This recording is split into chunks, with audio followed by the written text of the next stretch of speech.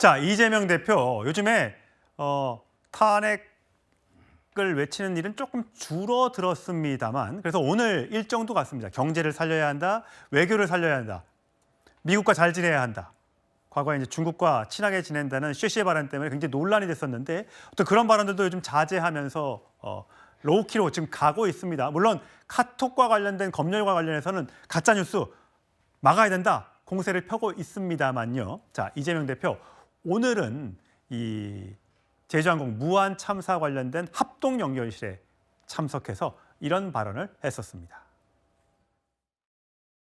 돈을 위해서 생명과 안전에 무관심했던 것, 돈을 아끼자고 규정을 지키지 않는 것, 생명과 안전에 대한 투자가 부족했던 것, 그리고 무엇보다 사람의 생명을 경시하는 이 잘못된 것들을 반드시 원점에서부터 고쳐 나가야겠습니다.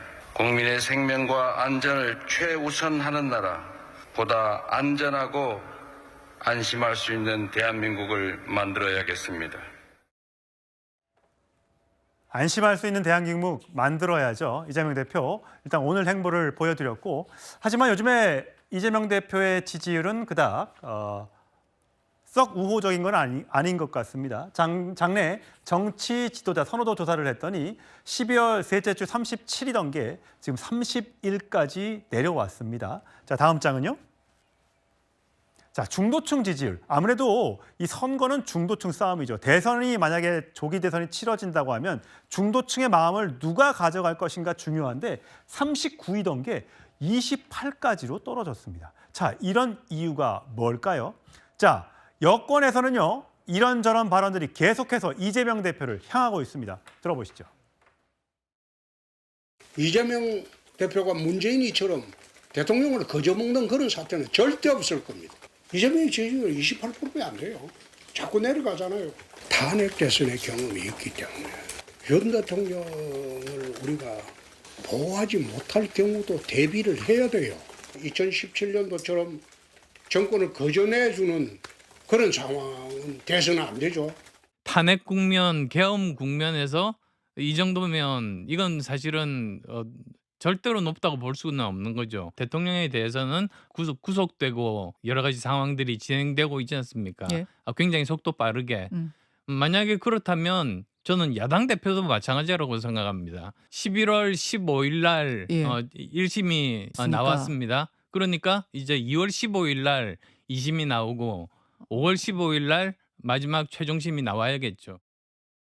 서 변호사님, 지금 1월 23일 다음 주나 돼야 이재명 대표의 선거법 항소심 재판이 시작을 하는데 지금 안철수 의원은 2월 15일까지 끝내라. 이게 물리적으로 가능합니까? 원래는 이제 그 633은 이게 가행 규정이잖아요. 예. 그래서 이제 이거 선고일로부터 돼 있거든요. 그러니까 이제 11월 15일에 선고했으니 2월 15일이 맞는데 예. 근데 실무적으로는요. 기록이 넘어오는데 좀 시간이 걸리잖아요. 예. 그래서 이제 보통 12월 6일 날 넘어왔어요. 예. 그러니까 이제 그 3월 6일까지가 한 3개월 아니냐. 아, 그럼 3월 6일까지는 판단을 내려줘야 된다. 근데 내려질 끝에요. 왜 그러냐면요. 정인이에요. 이화영 사건에도 보면 이게 1심 정인 중에 새로 받아준 게 3명밖에 없어요. 김성태 회장, 박용철, 국정원 직원. 네. 근데 이번에요.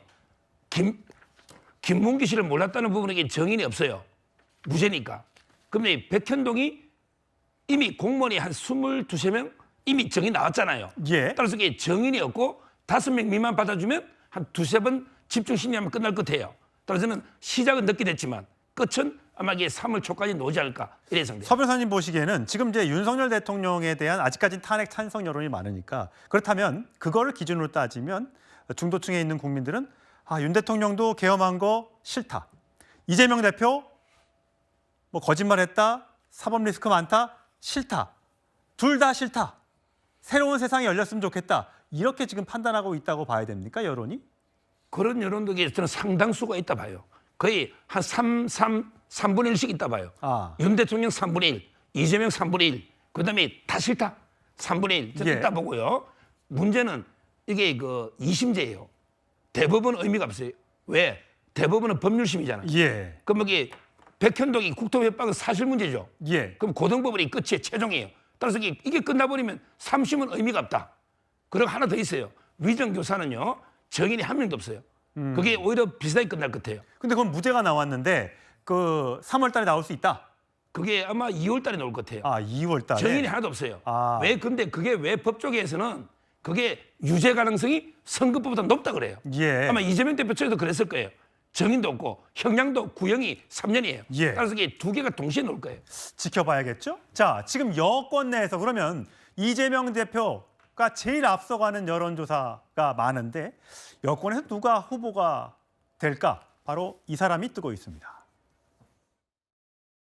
박근혜 대통령을 탄핵소추한 국회가 바로 탄핵돼야 된다고 생각합니다. 주체 사상을 하던 그들이 지금 국회의원이 돼서 맹활약을 하는데 국회만 하는 것이 아니라 지금은 청와대까지 다 잡았어요.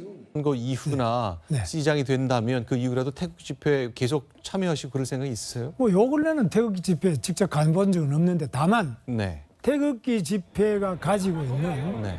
자유민주주의 수호의 의지 그리고 우리나라의 현 상황에 대한 위기의식 이런 거는 저는 함께하고 있습니다.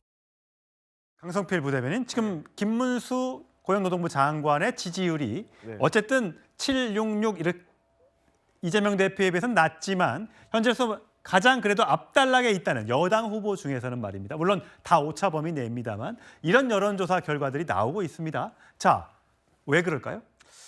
일단 최근에 국민의힘의 정당 지지율과 민주당의 정당 지지율 그리고 이게 비슷해지고 있잖아요. 그리고 이재명 대표의 어떤 지지율이 좀 박스권에 갇혀 있다. 이 모든 것이 저희 민주당을 하여금 긴장을 시키는 아주 심각한 지표라고 보는데 저 김문수 고용노동부 장관이 어쨌든 오차 범위 내에서라도 1등하고 있다는 거 보면 폭소가 나오는 것 같아요. 그러니까 그러면 이 여론조사를 정말 신뢰해야 되나? 왜 갑자기 저런 결과가 나오지? 그렇다고 하면 그나마 긍정적으로 해석을 한다면 제가 생각했을 땐 개인적으로는 극우 성향이 좀 강해지는 거 아닌가. 극우 여권의 지지자들이 더 결집을 하는 것이고 저렇게 한동훈 같은 그나마 중도 우파로 평가되는 사람들이 점점 옅어지는 것이 상당히 우려스러운 일이다. 그리고 결국에는 국민들은 이재명 대표에 대해서도 걱정을 하겠지만 결국 조기 대선이 열린다고 하면은 결국에는 민주당의 후보와 국민의힘 후보 둘 중에서 결단을 내려야 될 겁니다. 그런데 그 결단을 내릴 때 과연 비상계엄이라는 이 희대에 국민을 혼란스럽게 한 이 사태를 접고도 과연 선택할 수 있을까에 대한 의문이 있는 겁니다. 예, 이재명 대표가 아까 30일 여론조사도 있고요. 이렇게 20%대로 떨어진 것도 있고 김문수 장관의 경우 두 자릿수 13%를 기록한 여론조사 내용도 있습니다. 조금씩 차이가 있다는 점을 소개해드리는데 그렇다면요, 과거에 그러니까 박근혜 전 대통령 탄핵 직후에 있었던 여론조사 결과를 보면요, 정 변호사님, 네네. 당시에는 문재인 대통령이 30일로 가장 앞섰습니다. 반기문, 이재명, 안철수, 안희정, 황교안, 유승민, 손학규 참 많기도 했었습니다, 당시에.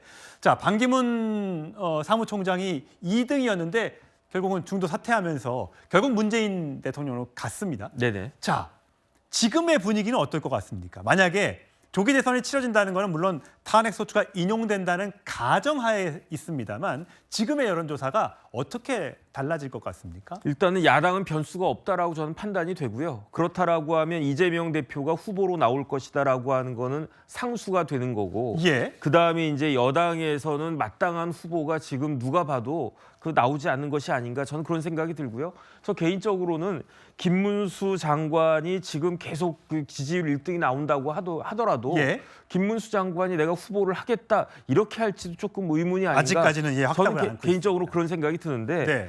그러면 어쨌든 그럼에도 불구하고 야당은 확실한 주자가 있고 여당은 그렇지도 않은데 그런데 왜 정당 지지율이 드디어 이번 주에 골든크로스 일어나지 않았습니까? 그 오차 범위 내라고 오차 범위 하더라도 내입니다. 네. 그런데 전 어떤 생각이 드냐면요. 지금 민주당이 보여준 행태는 민주당이 범야권 192석 가지고 입법권을 남용한 것에 대해서 우리 국민들은 두려움을 갖고 있는 겁니다. 그런데 만약에 민주당이 행정권까지 갖는다? 거기에다가 지금 사법부가 보여주는 행태가 과연 공정하다라고 볼 수 있는가? 많은 사람들을 의심하고 있지 않습니까? 그래서 만약에 민주당이 집권하게 된다면 더군다나 그때 대통령이 이재명 이재명 대표가 그 대권을 차지하게 된다라고 하면 우리나라에 있어서 삼권 분립이라고 하는 헌법적 가치가 과연 유지가 될 수 있는 것인가? 입법부, 사법부, 행정부가 하나로 몰려드는 삼권의 집중이 일어나는 것이 아닐까? 여기에 대해서 많은 국민들이 걱정하고 두려워하고 이런 그 두려움을 민주당이 과연 어떻게 떨쳐낼 수 있을 것인지 지켜보아야 되는 것이 아닌가 싶습니다. 예, 조금 전에 서정욱 변호사가 계엄 전 윤 대통령 지지율이 16%까지 떨어졌다 했는데 해당 그래픽을 지금 화면으로 띄워드렸습니다. 찾느라 힘들었습니다. 예, 그리고 9곳 여론조사에서 윤 대통령이 40%를 넘겼다라는 내용은 저희가 확인할 수 없어서 그 내용은 확인되지 않았다는 점 말씀을 드리겠습니다.